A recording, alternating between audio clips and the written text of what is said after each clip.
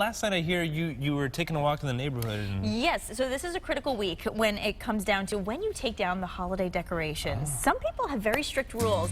I was walking in my neighborhood and I noticed some people were having their lights on. Some people turned them off. I decided I was going to put mine on because my neighbors did. But I was like, what is socially acceptable nowadays? So I actually took a poll this morning and found out that people really have days they stick by. Some people do it right after Christmas. Some people do it on January 6th. But 52% of people are done? Done. Wow. I was so shocked. Look at that. How about you? I mean, what's your plan? No, I mean, I'm tree up, lights on still. Really? So some people are half and half in that poll. You know, maybe the tree up, but the decor's coming down. I think the second place was people who are in the process. So yeah, it's interesting how people have their ways. Their niche. I didn't put any up this year. You don't so do? I didn't even make the list, the Twitter poll, unfortunately. I'm just looking forward to Valentine's Day. I saw they have all that, you know, all the hearts and everything. So I go full out for Valentine's Day. I have the shag carpet on the floor and get nice and romantic. You roll out the heart carpet this week? Yeah, no, some Barry White music, you know, no, not really. Hey, and then it is the first week of January. Let's move on past that, which means gyms are going to be packed. A lot of people there, you know, all those New Year's resolutioners. But it's funny because most people actually give up their resolutions by February. 80% of people. Can you believe that? Yeah, you can get your treadmill back at that point. Right now you're fighting for the machines, right? But if you are hitting the gym for the first time in a long time, we do have some things that you should never do at the gym. Call it gym etiquette.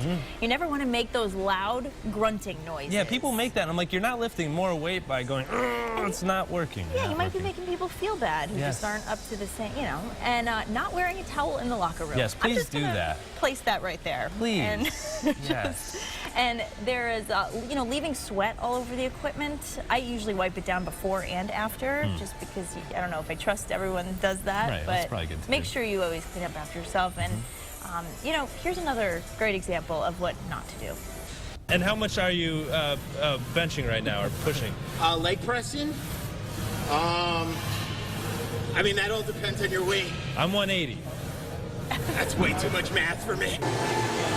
Yeah, I probably don't want to do that, you know, not the nice smartest to just, of ideas. Yeah, not interview people while they're working out. But now I know that's my New Year's resolution. Stop sitting on people's leg press and leave them alone. Let them be. That's good. Let them focus on their resolutions. That's it. Hey, according to a new study, people who swear more often are more honest than those who don't. Researchers at the University of Cambridge, they found out that those who drop those four-letter words care less about social rules, so they're a bit of rebels, meaning that they offered more of an unfiltered and genuine expression of their emotions, which I can kind of see. You know, I think anybody under the age of 87 who says, "Oh, sugar," I don't know if that's quite genuine. Yeah, I kind of agree with that, actually. I could see how somebody who swears, you know, more likely to just say what they're thinking. I'll be honest, I think swearing is a little unbecoming. I try not to do that too much. But, you know, you can understand that it slips sometimes for some people. From time to time, depending on your situation. Yeah, but I could see the people who have full-on dirty mouths, how that could be. Go clean out your mouths. Go clean it out with soap. That. You naughty people. Sugar. Oh, sugar. Speaking of somebody who might be in the age bracket talking, oh, sugar, she's the new sheriff in town in Texas. There was an intruder who got quite the surprise when he came face to face with a pistol-packing grandma. Yeah, 74-year-old Rebe Roberson said that she was just about to watch the news when somebody broke into her home armed with a gun, and that's when she reached for hers. I reached over and grabbed this gun, and when I did, I swerved around and I pointed it at him. Oh! And when I did, he ran. How about her, huh? Oh my gosh. Watch out, Grandma. With her .38 pistol in her hand, Rebe said she followed the would-be bad guy, firing her weapon, leaving bullet holes in the walls of her home, apparently missing her target, though.